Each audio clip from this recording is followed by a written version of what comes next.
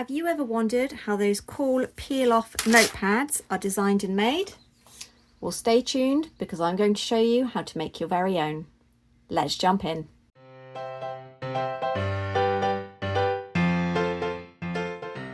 To create these wonderful notepads, you are going to need some high quality paper to print with. I'm using the paper Cutz ProDesign in 90 GSM. This is a brilliant white that prints absolutely beautifully and cuts really well too. For your backing, you're also going to need some Greyboard. This is also available on the Paper Cutz website. I'll drop a link down below. You're obviously going to need a printer. I'm using my Canon IP8750, and for once this craft doesn't need borderless printing, so you can use whatever printer you have to hand. To trim, we're going to need either a paper trimmer or a craft knife and ruler. And to assemble, you're going to need some basic PVA and a paintbrush. These binder clips are completely optional, but they do make keeping everything in place during assembly a little bit easier. Otherwise, you're going to need to assemble something up, such as some heavy catalogues or books that will allow you to add some weights down on top of your notepad while you're assembling. To design everything, I'm using Canva, and then I'm going to use Affinity Designer to print, but you can use whichever software you would prefer. If you're a Canva fan like me, I'll drop the free template size for you to make notebooks this size, which are slightly below A6. Let's hop over to Canva. We're going to start by heading over to the Canva link that I've provided, and the first thing is to delete this delete before designing. Now I'm having a look at the elements and I want a cute cloud background. I'm then going to have a mess around with the colour and the size till I have it where I'm happy. Then I want a cute little bumblebee. I really like this one reading, and I've decided to change the cloud background to the same colour but just make it a little bit lighter. I want an area for me to be able to write my notes, so I'm going for this nice rounded rectangle in the middle that is obviously white. To continue with the bumblebee theme, we've added a dotted line to the outside of this box and some cute little cherry blossoms, as my road is currently full of them and it looks beautiful, so it's definitely the inspiration. To help make everything match, I've changed the colour of the bumblebee's cheeks to match the cherry blossom. This just makes it look like a more cohesive design and like it was designed together. We're now going to add dotted lines, and I only want 15 of these. So once I've duplicated that, I've used the offset tool to make sure that the gaps between each of them is exactly how I'd like. This notes font here looks a bit like honey, which is why I've chosen it, and obviously I made that match the bumblebee colour itself. In Affinity Designer, I've created a new A4 document and I'm using a RGB colour profile. I've then gone over to the view and I've turned on margins, importing the margins from my own printer. Next, I've imported the downloaded file and I've made sure that everything is aligned together and then centrally aligned it to the page. For your print settings, we are going that the colour handling is carried out by the printer. Then we are going for a photo print, but making sure that we select plain paper and normal quality. I'm also printing 6 copies.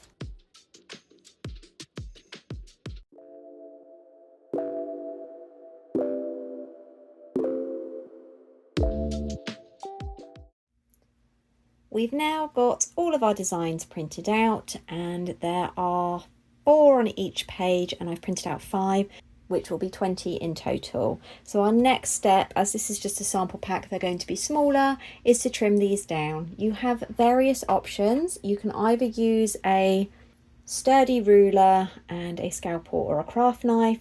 This is the most accurate option, however it's also the most time consuming.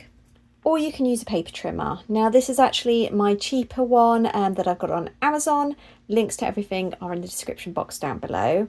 I do have a heavy duty dull paper trimmer. The only issue with that is that it is very difficult to see these lines here where we need to cut when it's actually in the trimmer.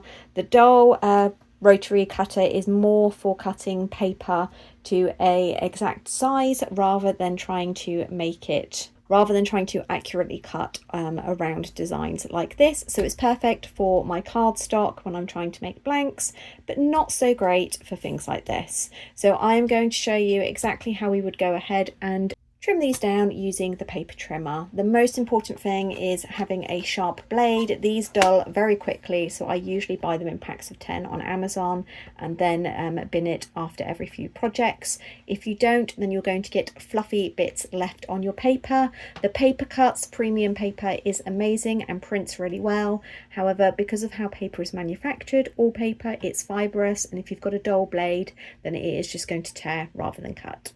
So let's move on to that. I think I am going to start with this cute personalized mushroom or fungus themed note set. So I'm going to move the others out the way.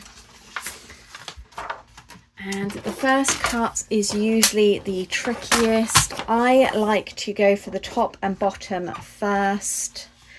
And then it's a case of using this center line on the actual trimmer to do your best to mimic where the top of the design is. And we're just going to cut that across. Now that's not too bad. Let me just see if I can get the camera to zoom in there. I haven't actually cut any of the design off and there's no white bit remaining. So we're going to go around and do that on all 4 of the designs.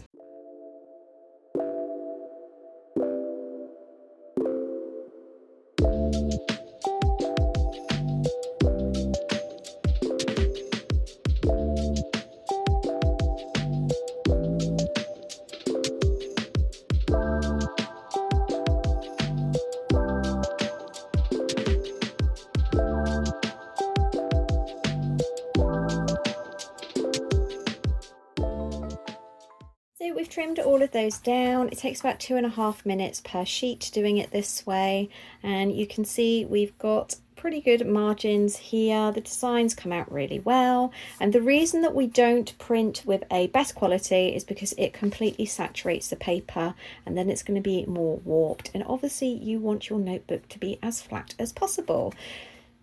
So obviously 2 minutes and 28 seconds per sheet. It does mount up. The best thing to do is to put something on and then just watch that, YouTube or whatever, and just start working your way through. I'm not going to make you watch me do all of that. We're going to move on to the next step. For the backings of our card, we are going to use the Greyboard. We are going to gather up all of the sheets that we have trimmed to size, and then we are just going to mark on the Greyboard where we would like the backing to extend to. I'm just going to mark that on with a pen. It's much easier if you just use a single sheet here. Obviously be very careful not to mark onto the paper you've just printed. And when you're cutting this, you need to remember that it is going to trim inside the lines there. So the easiest way to do this is with a ruler and a blade. So let me just move that over so you can see. So I've lined it up so that the lines are ever so slightly on the outside. And then I am going to carefully trim down here and then at the top as well, just like so. Now you can probably hear that a few of the neighbours are mowing their lawn, and we have got some beautiful bird song as well. Everyone is taking advantage of the lovely weather. So now we've got our backing, we're just going to double check that that fits okay on there. So that is perfect. I'm going to go along and do exactly the same for the other 3 designs. The final step when making our peelable notebooks is obviously assembly. So I'm just going to use a standard PVA glue. This one is from Hobbycraft, but you can use anything that you may have lying around.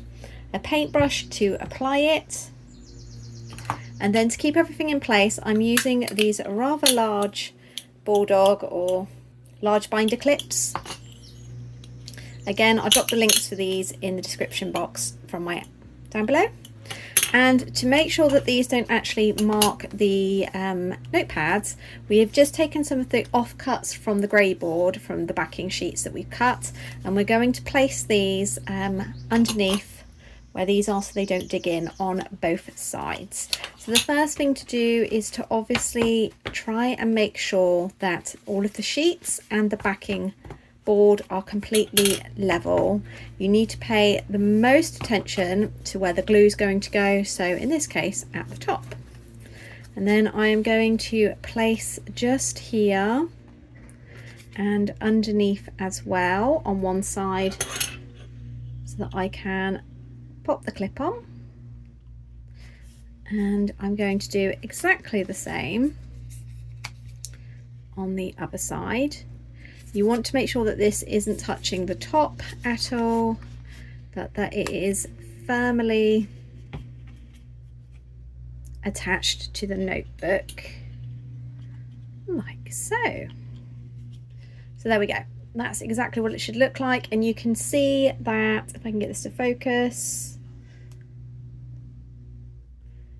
this is all level. We don't have any sticking out whatsoever. So now it's time to apply a couple of thin layers of PVA glue. So I'm just going to pour this into the lid here.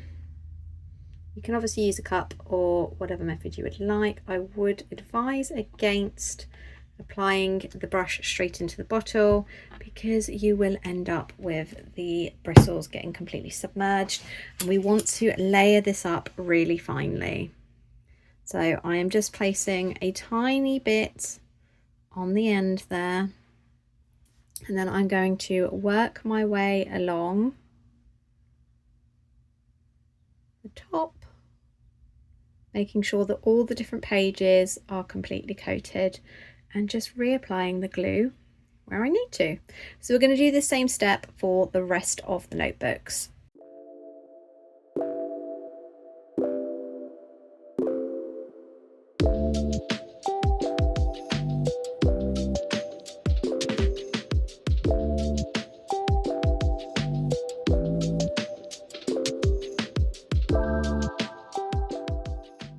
Now, if you don't have these binder clips, then there is another way you can do it, and that is to sandwich it down between something nice and heavy. So a lot of you already know I have a couple of self-healing cutting mats here. One of them is actually Mr. Tubey Cheese, but I'm going to be sliding this in the middle here. Now, cutting mats can get a bit gross, so because I don't want this getting marked up, I am going to protect it with some scrap paper. Okay, so this is just one of the outputs from my laser printer. So just like before, we need to make sure that this is completely flat and that these edges here are all together. Hopefully you should be able to see that. Let me check it's focusing. Perfect. So now we are going to start by just very carefully sliding this in here. We want it to overhang, but obviously not by too much. Now we need to be careful when we are feeding it in there as well, because we don't want to be pushing anything out of alignment. Then I'm going to start adding weight on top here. The amazing paper Cutz reams of paper comes in handy for this. And then lastly, I'm going to put my badge press on top because that is nice and heavy. So you should just be able to see peeking out the bottom here, we have got all of the card ready to go. So I'm just going to, in exactly the same way as I did for the others, apply a little bit of glue. And then once that's dry, in about half an hour or so, we're going to do another layer. And in total, I do about 2 layers. And then once it's fully dry, I will take it out. Now this is actually a good tip to press your notebooks between something heavy before they are ready to go off to their new home, because it just helps make sure that everything is nice and flat. Now this is obviously, it will do in a pinch. It's not ideal because of it's too easy to accidentally move the paper out of alignment. You can get some presses specifically for bookbinding, but if you are just trialing out whether or not notebook making and selling is for you, you're obviously not going to want to invest into lots of equipment. But if my notebooks do take off, then that will definitely be on my list and I will definitely be reviewing it for you. So there we go. We now are going to leave that to dry and I will show you it all once it's completely dry. These guys are now completely dry. They have had 2 coats on them, so it is time to remove the clips. So as you can see, there is no issues there with the clips actually pressing into either the paper stock or the card. And there we go. Now we have got a lovely pad ready to go. Nothing is loose. The backing is secured nicely. Because we've used the clips, this is pretty much flush here as well. But before I send them out, I will of course press these down in a similar way that we did with the other notebook that we didn't use the bulldog clips for, just to make sure that everything is weighted. Now with this one, I've got a tiny bit too close to the top there and some glue has been involved, but because we've used PVA, it's absolutely fine. We can just easily take that off. So I really like how this one is looking. So this is a 90 GSM, which for me is perfect. I'm going to drop the links down below.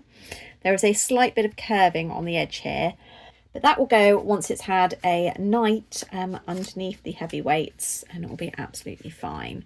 So yeah, 2 coats on here is fine. If you want to make sure that it's a bit more stable, then obviously you can layer it up. PVA that I've used, 2 coats is fine, but again, you'll need trial and error for these. Then it is a case of just peeling them off when you're ready. This one I quite like. It is a gift for somebody very special in my life, because you can personalize them. So this was all done in Canva. I really like the muted background there. I know they're going to love it. This here, you can actually see, is a top tip for what happens when your printer settings are off. Obviously this looks a bit more vibrant on camera, but in real life the colors are off. So this was actually printed with a CMYK printer profile, but because this was made in Canva, I didn't notice on the first couple of sheets, so I had to go back in and edit it out. Canva always outputs in RGB. It is a digital software, and although you can use it for graphics, for print work, traditionally anything that is printed should be done in CMYK, but there is obviously a bit of a rule change when it comes to when you have made things that have specifically been made in RGB. You need to make sure that you also mimic that in your printer settings, otherwise, just like this, your colours will be off. Now I know for a fact that this very important lady is not going to mind, but it is definitely something of note for all of you. So into the press with all of these, and then tomorrow they will be finished. It's the next day and it is time to reveal our lovely pads. I popped some of the ones that were already glued down with the clips just under here, just to try and help straighten them out. But obviously I covered them over for protection with some scrap paper. So let's see what we have going on. So here we are. These are perfectly flat. If I can get this to focus. There we go. And as you can see, they are all secured in nicely with the glue at the top. The backing is a perfect size. This looks very professional. And we've got a nice clean edge at the top as well. So how do we use them? Exactly the same as we would any purchased notepad. We just doodle on top. And because this is a beautiful paper, it writes really cleanly as well. So once we're finished, it is literally just a case of tearing it off. Everything is still secure at the top. There's no separation from the backing. I am thoroughly impressed with how this has turned out. When I went to have a look at getting my own designs for my upcoming Planning Makes It Happen launch, I was shocked at how much notepads actually were to have professionally printed. Now that I've made my own, I kind of understand there is a lot of work that goes into it.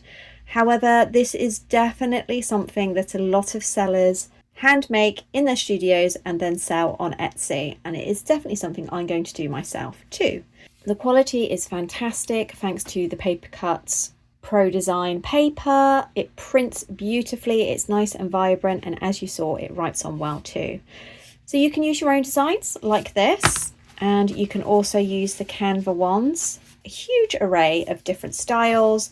These two are my favorite. This is my personal style choice, but something like this that I have created as a gift, I know would sell very well. And having the ability to create these from Canva is honestly fantastic. I'm going to drop the link in the description box for the Canva template so that you can create your own. Now, you don't have to make it one size. This one here is actually A5. This is a daily business planner, and it's something that I am definitely going to be using. We've got space here to write time blocking in, which is something I love doing, the task in the activity, the date, top 3 priority tasks for the day, and obviously orders that are due out for today, and any notes that you may have as well. So this could obviously be themed as well, so you could include your own business branding, and it's something that I am considering selling in my shop with a view to being able to make it completely personalised and bespoke to my customers. The only issue with printing A5 is, although my printer prints borderless, it is very difficult to predict the margin offset. It depends on how the printer pulls it in, and it also depends on how the printer's feeling. So despite this being a completely central design, you can see on the margins here, on one side it is 1 centimetre, whereas on the other side it is almost half a centimetre more. Obviously this is a big discrepancy. You could potentially figure this out by creating your design rather than putting this bit in the middle, shifting this over by 2.5 millimeters. In theory, this should work, and it's definitely something that I would have a play around with, because being able to cut these down on my large dial trimmer to just A5 will speed up the process so much more compared to having to cut around this size. I'm also going to have a play around, as I mentioned, with the margins to see whether or not I can just print borderless and then have this just trimmed down, because it would be so much quicker and speed up the process. And obviously, if I'm going to be selling these, this is something that I need to consider. So with the joys of Canva, you can obviously have it as a tick box. You can obviously have something like this. So you've got a lot of different options going on your tear off pad. You can have it personalized with just plain lines. You can have grid lines. These are great. Not only does it look like a really cool design, but a lot of people do actually prefer grids for tracking and things like that. Or you can have a cute little bumblebee dashed line to go with your design as well. If you've watched to the end, let me know which design is your favourite. My ones, as I've said, are these two here. These are really cute, and I know that my very special bestie is going to love this as well. And stay tuned, although this isn't the final design, I will be launching my Planning Makes It Happen range later this month. So have a look on all my socials if you want to be kept informed. I really hope that you have found this video helpful. If you have any comments or questions, just stick them in the box down below and I'll be sure to get back to you. A great big thanks to Paper Cutz for not only sponsoring today's video, but also supplying me with the wonderful materials to make these notebooks possible. And lastly, thank you so much to you for watching. I'll see you next time. Bye.